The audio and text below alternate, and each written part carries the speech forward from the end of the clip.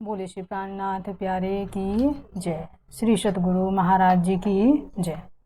चिदादित्यं किशोरांगं परिधाम्नि विराजितं स्वरूप सच्चिदानंद निर्विकारं सनातनं बंदो सतगुरु चरण को करो सुप्रेम प्रणाम। अशुभ हरण मंगल करण श्री देव चंद्र जी नाम।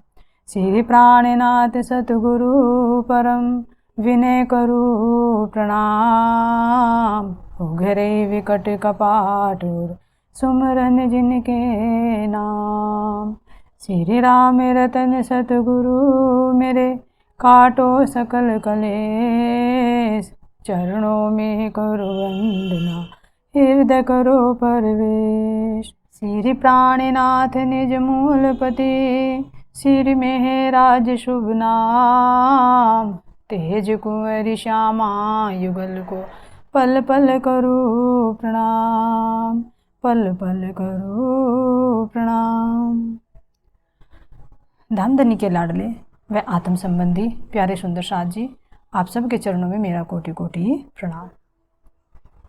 प्यारे सुंदर साथ जी, हमारा जो प्रश्न चल रहा है बेहद भूमि का, तो उसमें जैसे कि पिछली वीडियोज में हम अव्यकृत का पूरा विवरण देख चुके हैं, जो अक्षर ब्रह्म का चतुर्थ पाद है। तो अक्षर ब्रह्म के चतुर्थ पाद जिसको अव्यकृत ब्रह्म कहा है, तो उसके भी 4 भाग हैं। तो अब इन चारों के बारे में बता तो चुके हैं वीडियो में, लेकिन क्रम वाइज अब समझते हैं कि किसके ऊपर किसका स्थान है। तो इसको हम लिखित रूप में देखेंगे, फिर इसे नक्शे के रूप में देखेंगे, तो आसानी से ये समझ में आ जाएगा। और फिर इससे ऊपर जो सबलिक ब्रह्म है उसके बारे में भी समझते हैं। पहले लिखित में देखेंगे और फिर नक्शे में देखेंगे, और फिर यहाँ से हद भूमि से परमधाम के बीच में जो जो चीज़ें पड़ती हैं, जो जो शक्तियाँ हैं, उनका जो निवास स्थान है, तो इस नक्शे से हमें आसानी से समझ में आ जाएगा। तो सबसे पहले देखते हैं हमारा क्या है, अव्यकृत ब्रह्म। तो अव्यकृत ब्रह्म के कितने भाग हैं? 4 भाग। तो इसको हम लिखित रूप में देखते हैं ताकि आसानी से समझ में आ जाए। ये देखिए प्यारे सुंदर साथ जी, ये क्या है हमारा अक्षर ब्रह्म है। अक्षर ब्रह्म के चतुर्थ पाद है, ये लिखते हैं अव्यकृत। अव्यकृत ब्रह्म का मतलब होता है जो व्यक्त ना हुआ हो, यानी अंदर रूप में है, सूक्ष्म रूप में। तो अव्यकृत ब्रह्म, अब अव्यकृत ब्रह्म के हैं कितने भाग हैं? 4 भाग हैं। कौन सा है ये आएगा स्थूल, बता रखा है वीडियो में। फिर आएगा सूक्ष्म, और उसके बाद आता है हमारा कारण शरीर, और उसके बाद आता है हमारा महाकारण शरीर। ठीक है। अब महाकारण शरीर के बाद में ये अव्यकृत हो गया। तो अव्यकृत के ऊपर कौन सा चलता है? हमारा सबलिक ब्रह्म। सबलिक ब्रह्म के 5 भाग हैं, उनका वर्णन आगे किया जाएगा। तो अब देखते हैं स्थूल में। तो स्थूल में देखते हैं, स्थूल में क्या है? प्रणव ब्रह्म। अब प्रणव ब्रह्म के देखते हैं 2 भाग बने। 2 भाग में एक में आएगा, ये तो आ जाएगा ज्ञानमय कोश, और ये आएगा अज्ञानमय कोश।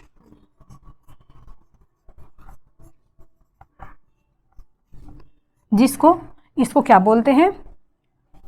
इसको प्रणव बोलते हैं, और इसको अपर प्रणव बोलते हैं। और इसमें क्या आता है देखते हैं। इसमें क्या है जो बता दिया है, इसमें है ज्योति स्वरूप का स्थान।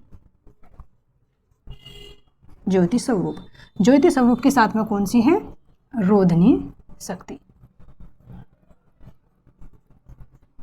जिसमें से 3 तत्व बने हैं, जो पृथ्वी, जल और अग्नि। जो 5 तत्वों से सृष्टि की उत्पत्ति होगी, तो उसमें क्या है? पृथ्वी, जल और अग्नि।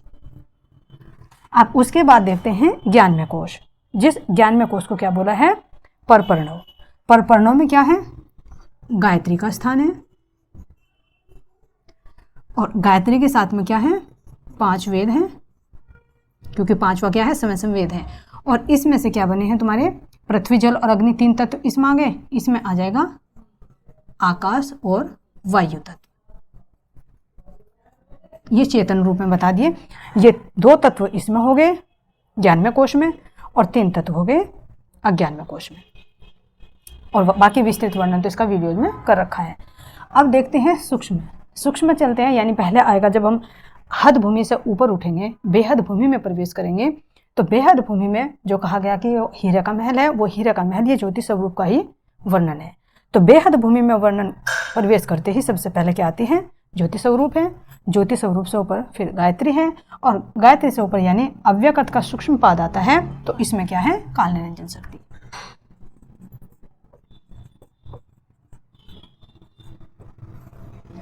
अब काल निरंजन शक्ति का विस्तार देखते हैं, तो इसके भी 4 भाग हैं।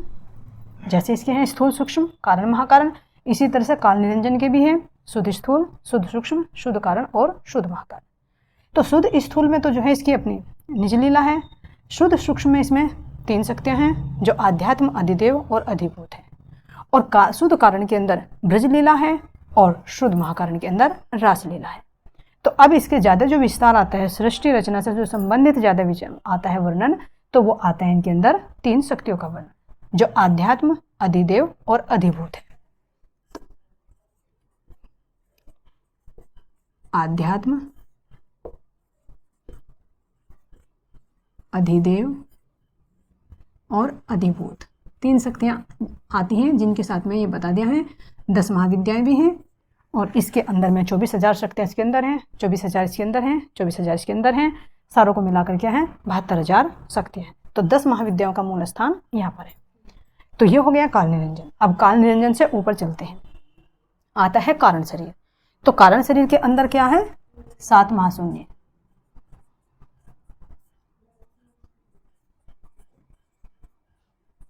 सात महाशून्य। अब यहीं से ही 7 रंग, 7 स्वर और जो हमारी राग रागनियाँ हैं वे सब यहीं से निकली हैं।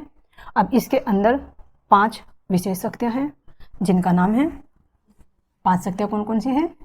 वास्तविक, अनिर्वचनीय,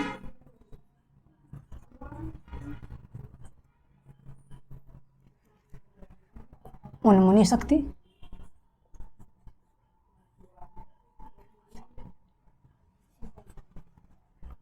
तुच्छा और शिवा कल्याणी शक्ति।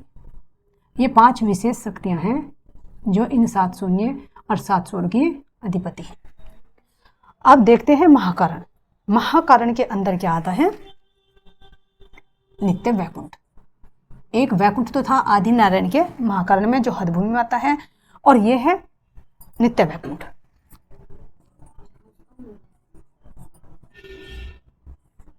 नित्य वैकुंठ। अब नित्य वैकुंठ के भी जो वीडियो में वर्णन कर रखा है, इसके भी 4 भाग हैं। जिस तरह से काल निरंजन के 4 भाग थे, इसी तरह से इसके भी 4 भाग हैं, शुद्ध स्थूल, शुद्ध सूक्ष्म, शुद्ध कारण और शुद्ध महाकारण। तो शुद्ध स्थूल में क्या है इसके, और वर्णन लेते हैं। इसके अंदर क्या है? शुद्ध स्थूल में क्या आएगी? इसमें सुमंगला शक्ति। इसके अंदर जो जो भी है ये हम इसमें शॉर्ट में लिख रहे हैं। यहाँ पर सुमंगला शक्ति है, फिर क्या आएगा? 4 द्वीप है, और प्रतिबिंबित ब्रज और रास, वो कारण और महाकारण के अंदर है। वास्तविक नहीं, यहाँ पर भी प्रतिबिंब।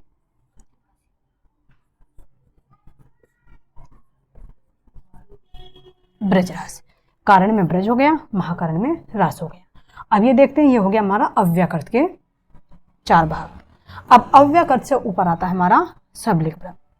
तो अब जब यहाँ से हम उठेंगे हद भूमि से, तो इस तरह से देखते जाएंगे कि ये ज्योति स्वरूप है। ज्योति स्वरूप से ऊपर गायत्री होगी, गायत्री से ऊपर काल निरंजन हो गया, काल निरंजन से ऊपर 7 शून्य हो गए, जिसके अंदर वास्तविक, अनिर्वचनीय, उन्मुनी, तुच्छा और शिवा कल्याणी शक्ति है। और इसके बाद में हमारा नित्य वैकुंठ आता है, जहाँ पर हमारी सुमंगला शक्ति है। शुद्ध सूक्ष्म में 4 द्वीप आ जाएंगे, शुद्ध कारण में ब्रज और शुद्ध कारण में प्रतिबिंबित रास। तो यहाँ तक का वर्णन हमारा वीडियोज में हो चुका है।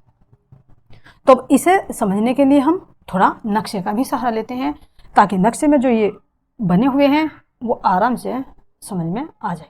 प्यारे सुंदर साथ उसके जी, बाद में हम देखिए ये क्या है, हम यहाँ से हद भूमि से बेहद भूमि में प्रवेश करते हैं। तो बेहद भूमि में सबसे पहले कौन आती है? ज्योति स्वरूप। ज्योति स्वरूप के साथ में कौन है? मन रूपी रोधनी शक्ति।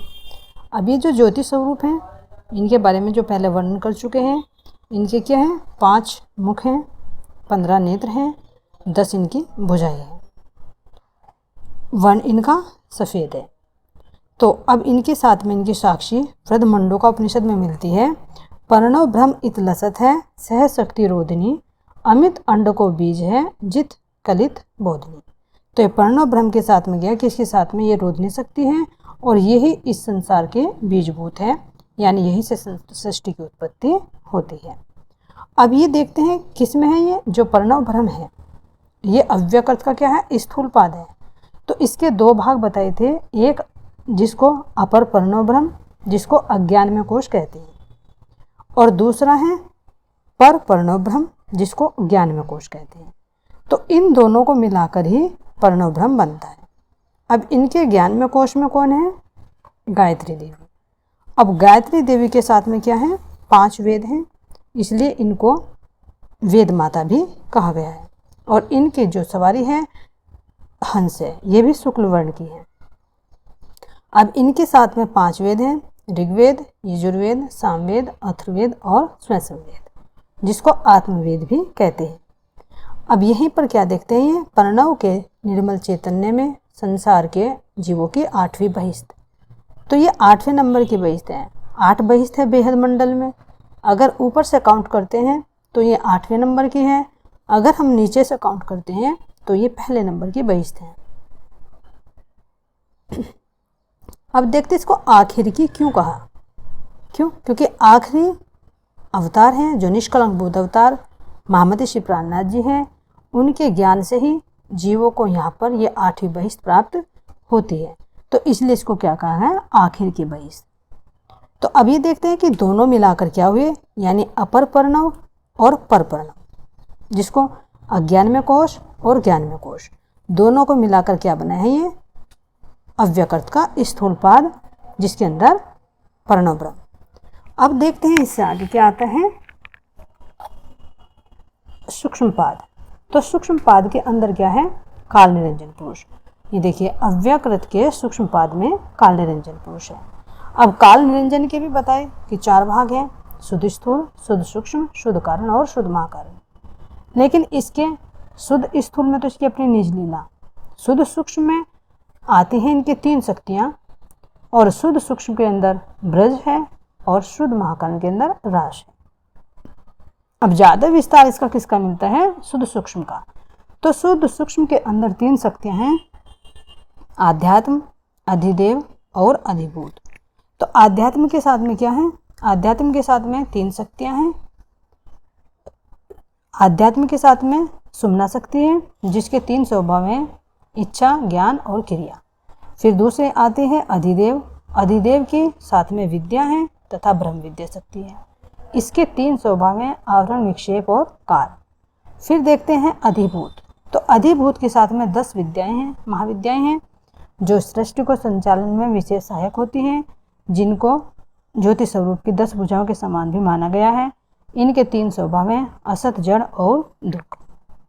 और जो आदिनारायण के सूक्ष्म पाद में महत्त्व है, ये इसी का ही प्रतिबिंब है।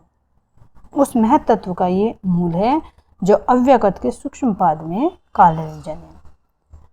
अब ये काल निरंजन ही इस सृष्टि को बनाता है और इसको अपने अंदर फिर लय कर लेता है।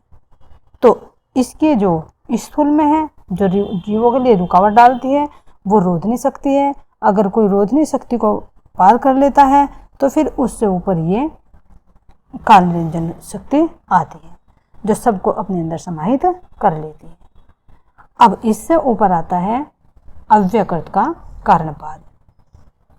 तो अव्यकृत के कारणपाद में देखते हैं, अव्यकृत के कारणपाद में क्या है, 7 महाशून्य। तो इन 7 महाशून्यों के अंदर 5 विशेष शक्तियाँ हैं। कौन कौन सी हैं, वास्तविक है, अनिर्वचनीय है, उन्मुनी शक्ति है, तुच्छा और शिवा कल्याणी शक्ति है। अब इसके अंदर देखते हैं जो 5 विशेष शक्तियाँ हैं, इनके अंदर से ही 7 स्वर, 7 रंग और अनंत राग रागनियाँ जो इस संसार में है, यहाँ से ही प्रकट होती है। तो यहाँ पर जो शब्द हैं, जो रंग हैं, वे अति सूक्ष्म सभी सूक्ष्म यानी तुर्यातीत अवस्था में मौजूद हैं। अब यहीं के इसी के अंदर देखते हैं जिसके कारण पद में है महर्षियों की मुक्ति का 7वीं बहिष्ठ है। अब नीचे से काउंट कर रहे हैं तो ये दूसरी है और ऊपर से काउंट कर रहे हैं तो ये 7वीं बहिष्ठ है, जिसको महर्षियों की मुक्ति कहा है, यानी जो परमात्मा का ज्ञान यहाँ पर देते हैं और ब्रह्म को निराकार रूप में मानते हैं। अब इससे ऊपर आता है हमारा अव्यकृत का चौथा पाद। तो अव्यकृत का चौथा पाद क्या है, जिसको नित्य वैकुंठ भी कहा गया है। अब इस नित्य वैकुंठ के 4 भाग हैं जिनका वर्णन हो चुका है। जैसे अब देखते हैं ये क्या है, शुद्ध स्थूल है, फिर उसके बाद में शुद्ध सूक्ष्म आता है और शुद्ध सूक्ष्म के बाद में शुद्ध कारण आता है और शुद्ध कारण के बाद में शुद्ध महाकारण आता है। तो इन चारों को मिलाकर जिसके अंदर रासलीला है, ब्रजलीला है, 4 द्वीप हैं और स्थूल में इनके सुमंगला शक्ति है। तो इन चारों को मिलाकर क्या बनता है, ये हमारा अव्यकृत का महाकारण पाद। अब इस अव्यकृत के महाकारण पाद के शुद्ध स्थूल में देखते हैं तो क्या है, ये सुमंगला शक्ति है, जो किसका प्रतिबिंब है, ऊपर जो सबलिक में चिदानंद लहरी है, उस चिदानंद लहरी का ही ये प्रतिबिंब है। इसमें भी 5 शिव हैं जिनका वर्णन हो चुका है, जो नाद शिव है, परम शिव है, ब्रह्म शिव है और नाद शिव है, और 5 इनके साथ में शक्ति हैं। तो ये सुमंगला शक्ति ही इस पुरुष को भ्रमित करके सृष्टि संचालन का कार्य करती है।